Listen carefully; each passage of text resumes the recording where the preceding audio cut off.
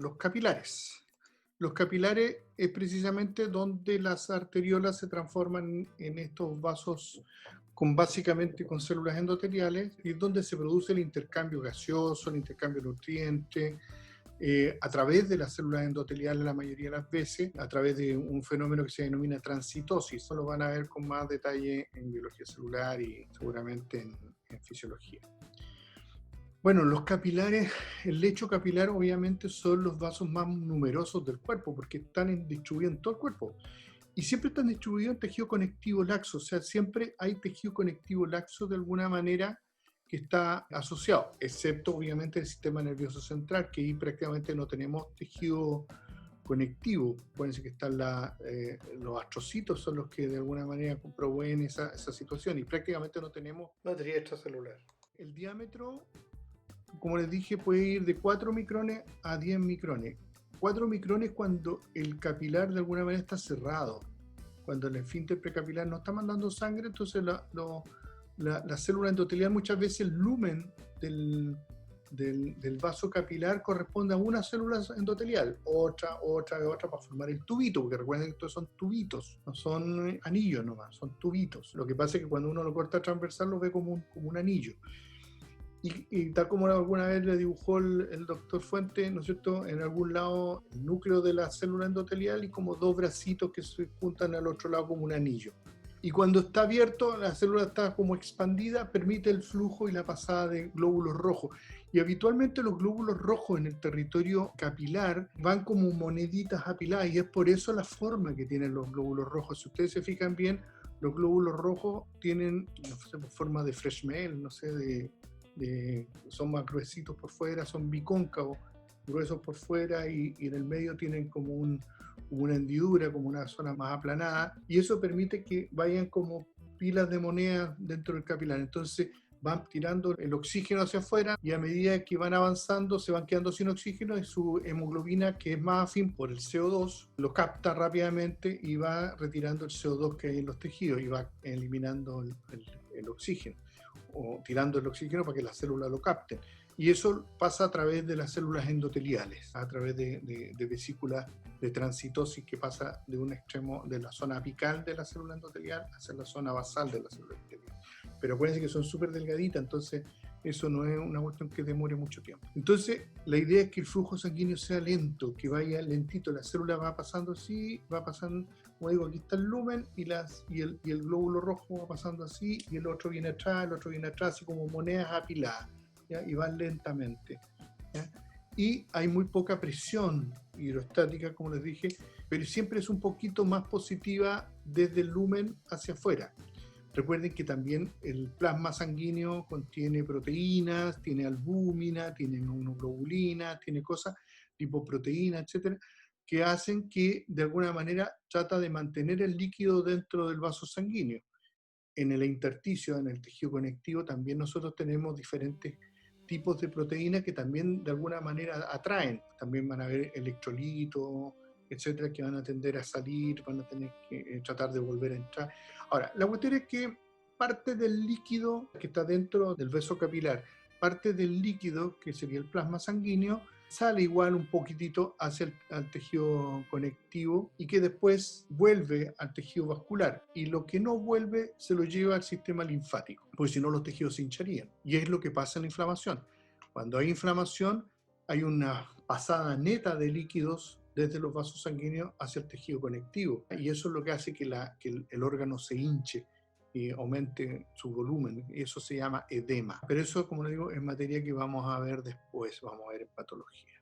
Se produce un intercambio gaseoso. Bueno, hay tres tipos de capilares. Los que se denominan capilares continuos, donde el intercambio se hace a través de estas vesículas pinocíticas de transitosis, que se muestra ahí en el dibujo A, donde ahí se fijan cómo va el glóbulo sanguíneo, el glóbulo rojo va más o menos, va así, no va acostado, sino que va así. Ahí está la célula endotelial. Se fijan que este es el entrecruzado de células endoteliales, donde tenemos prácticamente no hay abertura, y esos puntitos que se están marcando aquí en realidad corresponden a las vesículas pinocíticas que pasan de una zona, desde la zona apical, que estaría hacia el lumen, hacia la zona basal, porque aquí está la membrana basal, de la célula endotelial. Y después por difusión se llegan los nutrientes, etc. Hay otros capilares, estos son los capilares continuos. El otro tipo de capilar son los denominados capilares fenestrados. También hay continuidad en la unión de las células endoteliales, si ustedes se fijan bien, igual que acá, pero en zonas del citoplasma de esta célula, de las células endoteliales, hay zonas de fenestración, o sea, espacios como ventanitas pequeñas. Y hay dos tipos de ventanitas: ventanitas cerradas, que en el fondo va a haber membrana celular en ese espacio, y ventanitas abiertas. Y aquí está mostrado en este esquema los dos tipos. El cerrado, que en el fondo esta fenestración, este espacio, ¿no es cierto?, está con membrana celular acá. Esto imagínense, eso que está aquí sería citoplasma, esto sería citoplasma, aquí estaría solamente membrana, y acá nada, aquí el espacio está abierto. Entonces hay algunos capilares fenestrados abiertos y otros capilares fenestrados cerrados, que se abren para pasar ciertas moléculas. De ahí vamos a ver dónde son más frecuentes estos tipos de capilares fenestrados. Y están los otros que se denominan los capilares discontinuos, donde si ustedes miran el esquema, se van a ver que hay grandes fenestraciones dentro de la célula misma endotelial, y a su vez hay espacios abiertos entre las células endoteliales, hay espacios abiertos. Por lo tanto, aquí ya no hay tanta restricción de la pasada de cosas, de moléculas, de macromoléculas, incluso de células. ¿Por qué? Porque en estos capilares discontinuos nosotros los vamos a ver donde necesitemos pasar grandes cantidades de células. Ahora, lo que no significa que en la zona de los capilares cerrados no puedan pasar células. Sí pueden pasar células, pero tiene que haber una desunión de las células endoteliales. Y eso es lo que ocurre en el proceso inflamatorio. Eso lo vamos a ver después en patología. Pero en estos momentos lo que quiero que quede claro es de que las uniones intercélulas endoteliales son cerradas acá, lo mismo acá, y acá no, acá son discontinuos, zonas abiertas. Es cuestión de mirar el dibujo para que se vea claro. Capilares continuos, capilares fenestrados, capilares discontinuos.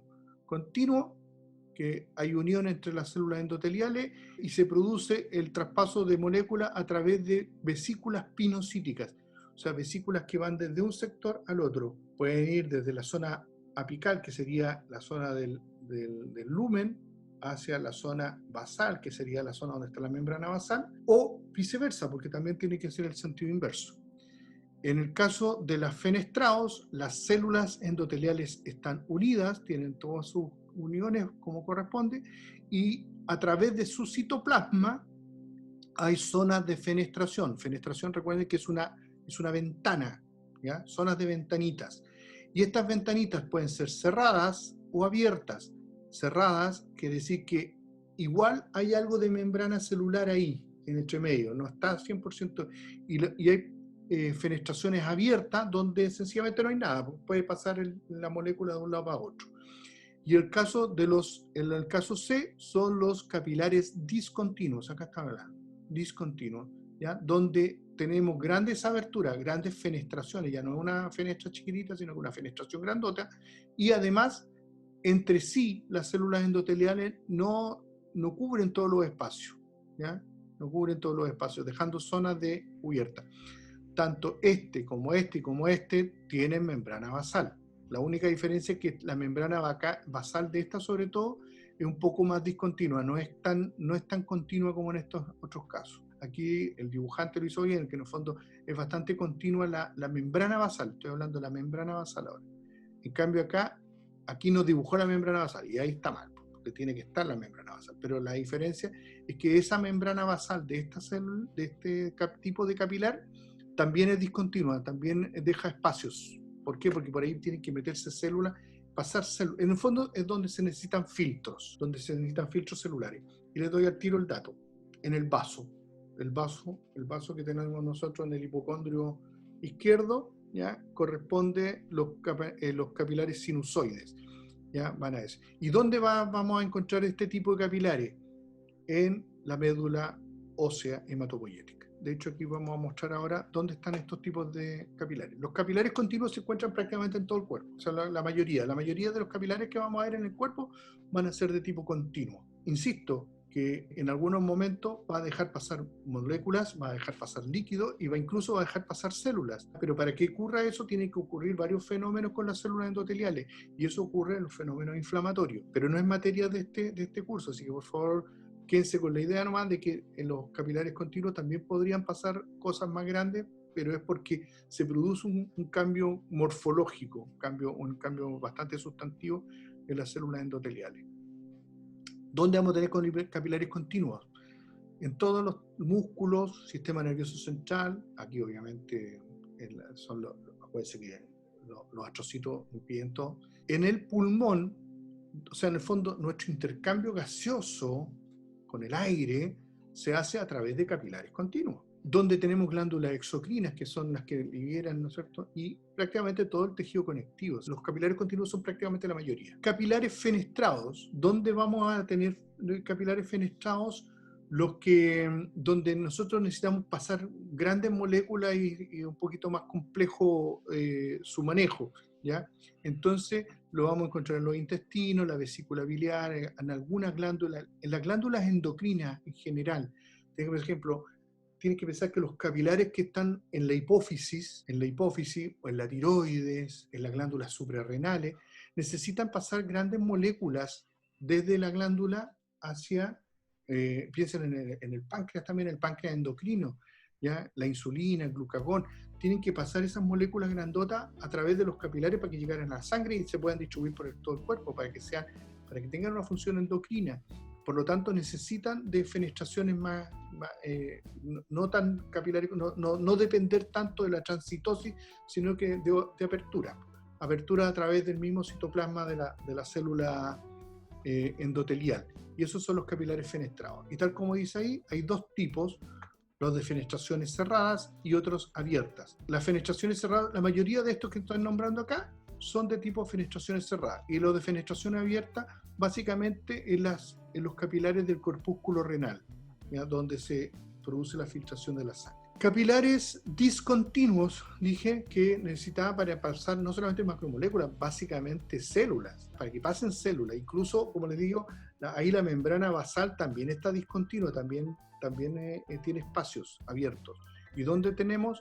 En el hígado, en el vaso principalmente, en el vaso y en la médula ósea hematopoyética. Tarea para casa, busquen específicamente ejemplos o representaciones de estos diferentes tipos de capilares en las diferentes partes del cuerpo. Acá, por ejemplo, tenemos capilar continuo, fíjense la célula endotelial, incluso aquí está nombrado el pericito. ¿Se acuerdan que yo hablé de una célula que la vamos a nombrar ahora? Que se llama pericito, que está por fuera incluso está por fuera de la membrana basal. Por lo tanto, es una célula del tejido conectivo, no del vaso sanguíneo o de la zona endotelial. Se fijan acá, aquí el capilar está medio cerrado, por lo tanto solamente hay plasma, no hay célula, pero perfectamente podría pasar una célula, ¿ya? Y si miramos el detalle de la célula, ¿no es cierto?, vamos a ver que hay vesículas pinocíticas que están pasando de un extremo, desde la zona apical a la zona basal. Zona apical, ¿ya? Acá no, porque obviamente aquí está el núcleo y toda la cuestión. Acá en esta zona, en la zona de los bracitos, ¿ya? Ahí se ven las vesículas pinocíticas que pasan cosas desde acá para acá y de acá para allá, o sea, en ambos sentidos. Y como les dije, la mayoría de los capilares son así. Y ustedes se fijan bien también, acá la membrana basal está representada de forma continua. Sería como un segundo filtro la membrana basal. Los capilares fenestrados son lo más parecido a un rallador, tienen hoyitos, hay hoyitos. Y como les dije, hay algunos que están, esas fenestraciones en este caso aquí están cerrados. Hay algunos que tienen abierto, como dije, en el corpúsculo renal, que en el fondo pasan las cosas libremente.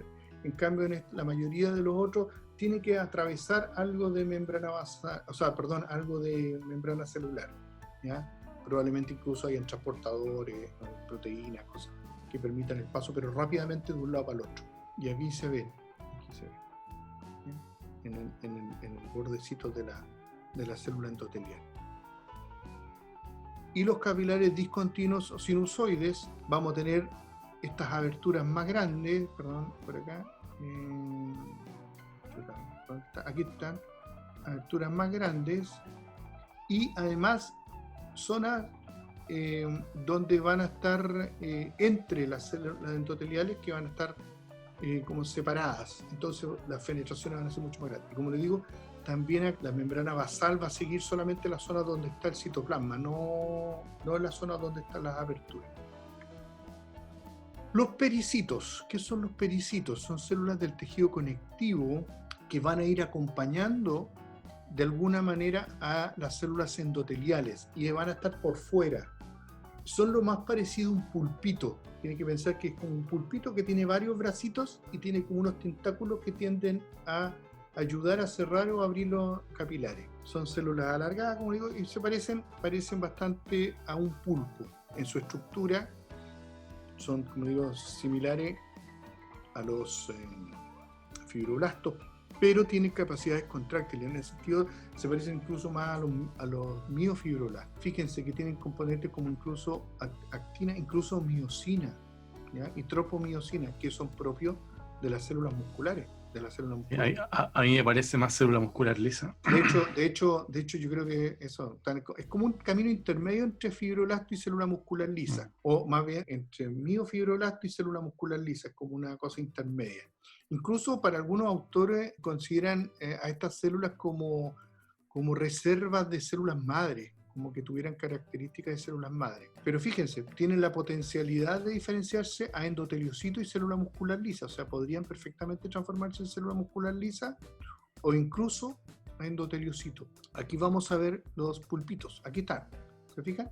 Esto es una fotomicrografía electrónica de barrido, y ustedes vean lo que está como rodeando por fuera, esto que tiene un brazo acá, etcétera, que parece un pulpito que tiene, si ustedes se fijan bien, unos tentáculos que van rodeando a la célula endotelial. Lo que estamos viendo acá, esto sería célula endotelial, esta, la célula endotelial por acá. Esto de acá afuera, que tiene estos bracitos, se llaman pericitos. Y si ustedes se fijan aquí, hay un pericito, que hay otro pericito, y hay otro, ahí hay otro, etcétera. Están alternados, por lo tanto, en los cortes histológicos, acuérdense que en los cortes histológicos podríamos ver a los capilares, ¿no es cierto?, cortados en forma longitudinal, o los podríamos ver cortados transversalmente.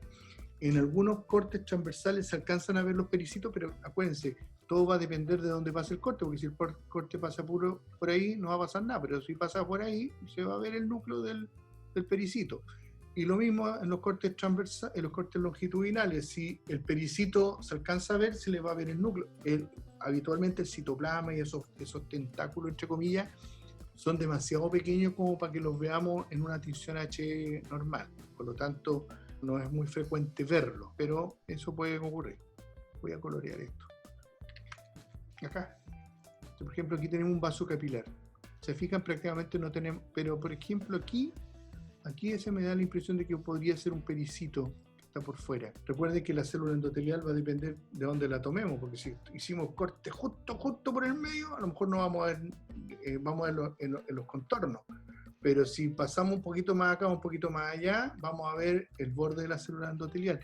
Y las células endoteliales son más o menos grandotas, por lo tanto, muchos de los núcleos grandotes que nosotros vemos en los tejidos conectivos, en realidad no corresponden ni a fibroblastos ni ninguna otra, se corresponden a una célula endotelial que justo pasamos por el largo de la célula, y eso es lo que vemos. Fíjense, aquí hay los vasos sanguíneos, y viene la sangre, y ahí tengo una célula endotelial. Fíjense que tienden a abultar, la célula endotelial tiende a abultar hacia el lumen, ¿se fijan? En cambio, lo que abulta para afuera, que podría ser eso podría ser lo más probable un pericito. Bueno, después los cortes histológicos, nosotros la mayoría de las células, sobre todo cercanos a un epitelio, lo que vamos a ver son capilares aquí. Ahí tenemos unos vasos capilares. Bueno, estos vasos capilares están en el lecho capilar y vuelven ahora a engrosarse de nuevamente y a formar venas. Recuerden que ahora las venas son los vasos aferentes, los que van hacia el corazón. Recuerden que tengo un circuito cerrado, por lo tanto, obviamente vamos a tener el sentido inverso. Si teníamos arteria elástica, luego arterias musculares, después arteriolas, metaarteriolas, vasos capilares, ahora nuevamente vamos a tener que tener venas pequeñas, que serían vénulas, después venas musculares y después venas más grandes. Entonces, esto es más o menos la misma historia. Habitualmente el diámetro de su lumen es bastante más grueso, bastante más grande que las arterias. Y muchas veces hay mayor cantidad. El organismo tiene más venas que arterias. Y eso tiene que ver con el equilibrio hidrostático del cuerpo. Eso también lo van a ver en fisiología. Y es importante. Casi siempre por cada arteria hay 2 venas. Incluso hay venas profundas y hay venas internas. Y esto también tiene que ver con la conservación de la energía. Si ustedes piensan bien, el organismo, sus arterias, las arterias del cuerpo tienden a ir más profundas en el cuerpo. En cambio, las venas pueden ir profundas y superficiales. Y de hecho, las superficiales son para ir también dejando, acuérdense que el metabolismo de las células genera calor. Y el sistema vascular, cuando nosotros tenemos calor, ¿qué es lo que pasa? Nos ponemos rojo, y es porque también los vasos capilares y todo el sistema está de alguna manera dilatado. Y eso hace que sea más fácil irradiar calor. Pero cuando tenemos frío, todo lo contrario. Nuestro sistema venoso, por eso nos ponemos pálidos también. ¿Ya? Nuestro sistema capilar de la piel se redistribuye hacia el interior, y lo mismo pasa con el sistema venoso. Por lo tanto, de alguna manera el sistema venoso tiene muchas más vueltas que el sistema arterial. Sus paredes, como dice ahí, sus paredes son más delgadas, con mayor cantidad de tejido conectivo, pero como son más delgadas las paredes y las capas musculares son mucho más blanditas, no son tanta cantidad de células, por eso colapsan en las preparaciones histológicas, por eso se ven aplastadas. Las venas entonces también las vamos a clasificar dependiendo del tamaño de sus lúmenes. Venas grandes van a ser más de 10 milímetros, medianas, bueno, ahí están los valores. En vez de ser, como les digo, en las secciones histológicas, sobre todo cuando los vasos están cortados en forma transversal, las venas tienden a verse más colapsadas. Y siempre ustedes van a ver que al lado de una arteriola o una arteria van a ver 2 o 3 venitas. Forman parte de lo que se denomina un paquete vascular, incluso vasculo nervioso, porque muchas veces van asociados también a un nervio. Por ejemplo, nervio dentario inferior, que le da la sensibilidad a los dientes inferiores y al labio, etc., es un paquete vasculonervioso, o sea, es un cordón, ¿no es cierto?, con vasos sanguíneos, con arterias, venas y nervios, paquete vasculonervioso. Acá tenemos los tipos de venas, al revés, o sea, una vena postcapilar, ¿no es cierto?, una vénula que empieza a crecer, ya tenemos algunas capas musculares lisas por ahí, ya un poquito más grandes. Acá tenemos las venas musculares que también más o menos tienen la misma característica, pero la capa muscular es mucho menos importante. Aquí en las venas las capas adventicias son mucho más importantes. En las venas lejos las capas adventicias son más gruesas, incluso en las venas musculares. Y acá hay dibujado una cosita acá. ¿A quién se le ocurre que podría ser eso? Y como 2 prolongaciones. Recuerde que este es un corte. ¿Sensor de presión? ¿Ah? ¿Sensor de presión? Sensor de presión. Sensor de presión, no, pero estaríamos hablando a nivel molecular. Acuérdense que estamos hablando ya de las venas musculares. ¿Cuánto dijimos que tenían? Sí, pero si las de 1 a 10 milímetros. Si las dibujara en sentido longitudinal, se podría... Claro, lo que pasa es que este es un corte. Tienen que siempre pensar, esto es un corte. Piensen en algo, esto, ¿ya? En algo que cierra. Este es el lumen, ¿ya? El lumen, ahí, y algo que cierra el lumen. Y cuando viene la sangre, pasa y después se cierra. ¿Qué es lo que es eso? ¿Qué es algo que válvulas, exactamente, Benjamín. Las venas del sistema bajo del cuerpo, en especial de las piernas, tienen válvulas que permiten el flujo en una dirección, y cuando el flujo se trata de devolver, se cierra. ¿Y eso es para qué? Para que la vena tenga unidireccionalidad. En nuestro territorio, en el territorio maxilofacial, en el territorio facial y craneofacial, nosotros no tenemos válvulas. De hecho, en los brazos tampoco. En las piernas sí, en la zona baja de la cintura, las venas tienen válvulas para que la sangre no se devuelva. Y es por eso que cuando uno está mucho rato de pie y no mueve la musculatura, ¿qué empieza a pasar? Que la sangre se empieza a posar abajo. Y si la persona tiene un tejido conectivo medio ratón, medio malo, así como no muy resistente, y está mucho tiempo de pie y en forma inmóvil, ¿qué puede pasar? ¿Qué va a pasar? Que la sangre se va a devolver, entonces la columna de sangre va a empujar y va a empujar las paredes, y las venitas se pueden empezar a adelgazar en la zona de las válvulas. Y seguramente alguno de ustedes tiene o conoce a alguien que tiene, ¿ya? O sus mamás o sus tías. Es más frecuente en mujeres, pero en los hombres también ocurre. ¿Cómo se llaman esas? Varices. Recuerden, las varices. Las varices precisamente son zonas de dilatación venosa, producto de que la sangre se devuelve de alguna manera y empuja la válvula se cierra, pero entonces empieza a empujar las paredes, y como el tejido conectivo que está rodeando es deficiente o tiene algún grado de deficiencia, se produce un engrosamiento, entonces parecen cuentas de collar en las venas, sobre todo las venas superficiales, las venas que se ven en la piel, y son cotótitos que ustedes ven en las venitas. Entonces busquen ahí en Google qué es lo que es una varice, y ustedes se van a dar cuenta que representa lo que yo les estoy diciendo. Y luego tenemos las venas más grandes, como por ejemplo las cavas, la cava superior y la cava inferior, que ya vendrían a ser lo más parecido a las arterias elásticas, pero no tienen exactamente la misma connotación. Acá vamos a ver un cuadro que resume todas las características de estos diferentes tipos de vasos sanguíneos. A mí me interesa que en estos momentos les quede el concepto.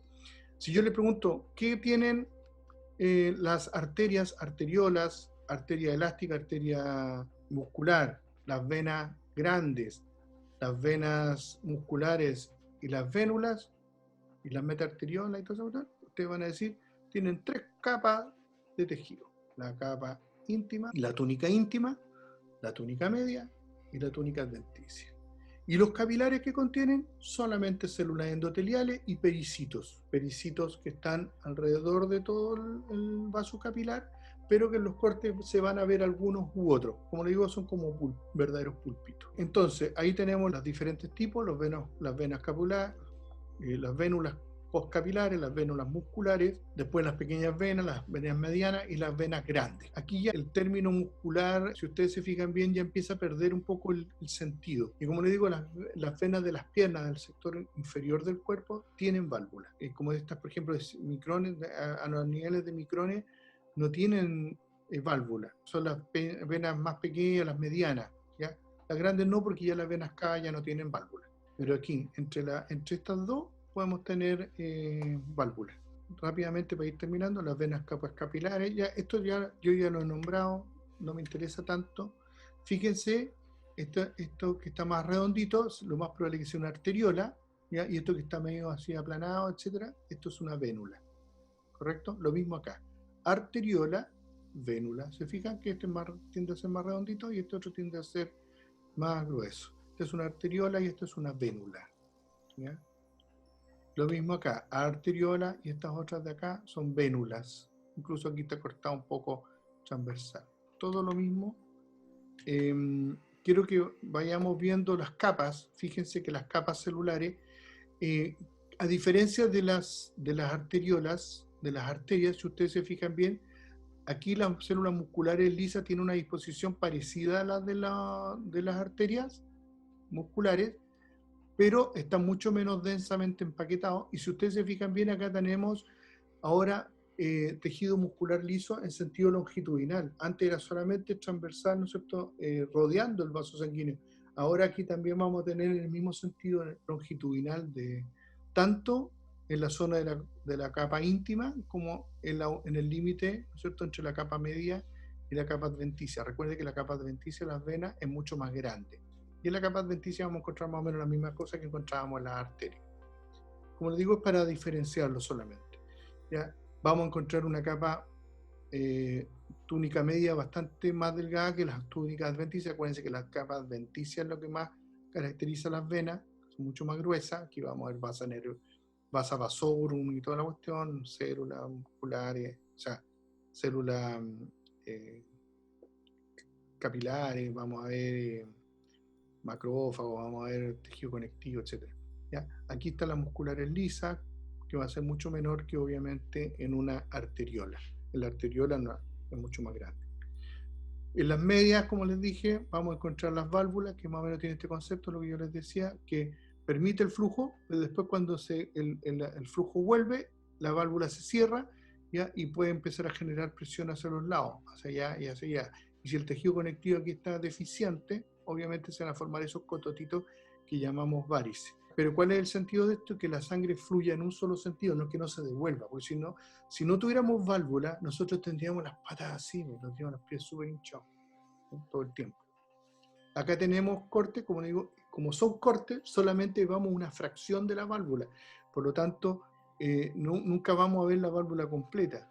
¿Se fijan? Acá tenemos, esto sería, aquí habría algo de tejido conectivo y células endoteliales.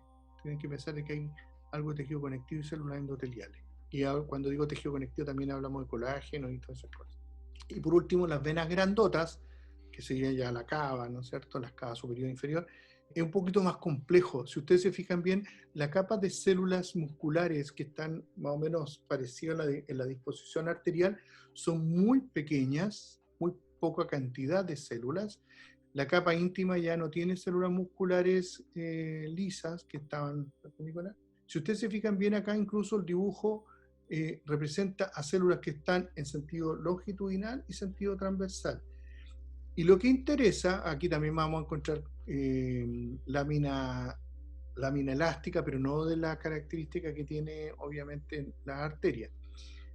Y lo que interesante es esto, son unos clusters, o sea, acúmulos de células musculares lisas que van en el sentido de la vena, en el sentido longitudinal de la vena. Si ustedes se fijan bien, son varios clusters que representan acúmulos de células de tejido muscular liso.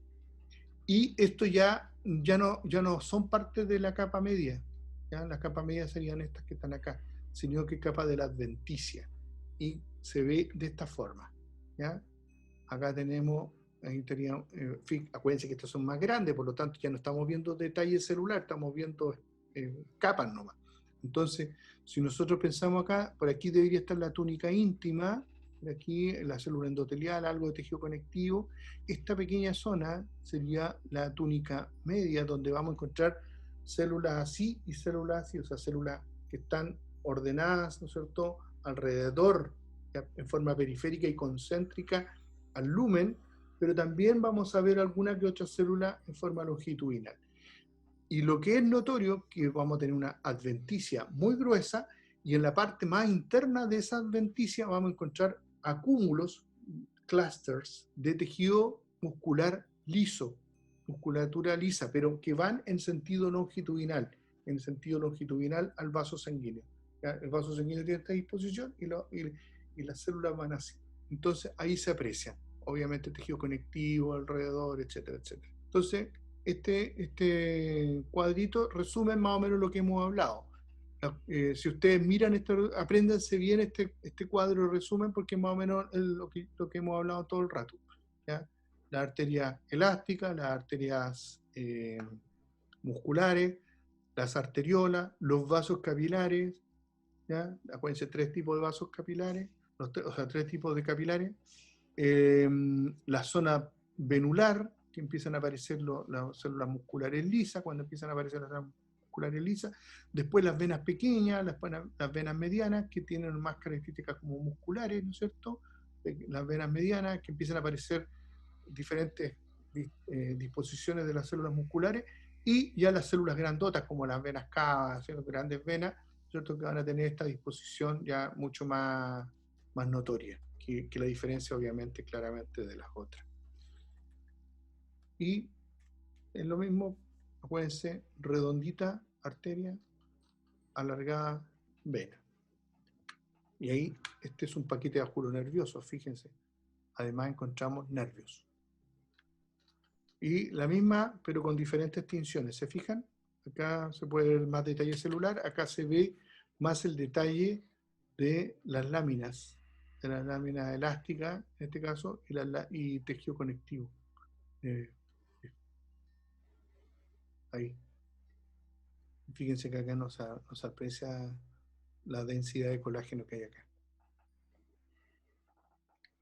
¿Hay algunos vasos atípicos en el cuerpo? Sí, que no son exactamente lo que hemos descrito. Y aquí está indicado en el primer punto una arteria típica, una arteria característica, ahí están las indicaciones, y varias arterias diferentes o venas que en el fondo lo hacen un poco atípico. Las arterias y venas de umbilical, cordón umbilical, arteria esplénica. La arteria esplénica tiene ciertas características que la hacen diferente. Algunas pequeñas arterias del pene, algunos senos venosos del bazo, lo mismo que la arteria esplénica, y algunas venas postcapilares de linfonodos. Los linfonodos también hay algunas alteraciones. Entonces, esto no es pregunta de prueba, pero sí es interesante que ustedes lo conozcan para que sepan que hay algunos vasos que son totalmente diferentes, etc. Y por su cuenta, estudien algunas cosas que no vamos a alcanzar obviamente nunca a pasarlo. Yo le hablé ya de la vena porta. Vean lo que son las anastomosis arteriovenosa. Hay algunas que son naturales y otras que son artificiales. Vean cuáles son naturales y cuáles son artificiales. ¿Ya? ¿A qué corresponde el seno carotidio? ¿Qué es lo que hay ahí?